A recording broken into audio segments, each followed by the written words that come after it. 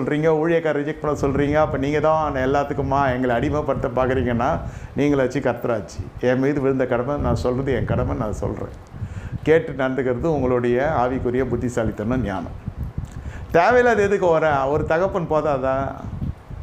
உபாத்தியார்கள் பலர் உண்டு, தகப்பன் ஒருவனே. தகப்பனுக்கு தெரியும் என்ன செய்யணும்னு, மேய்ப்பனுக்கு தெரியும் எந்த ஆட்டுக்கு எப்படி போஜனம் கொடுக்கணும், எப்படி தீவனம் வைக்கணும், எப்படி தண்ணி காட்டணும், எப்படி மேய வைக்கணும்னு தெரியும்.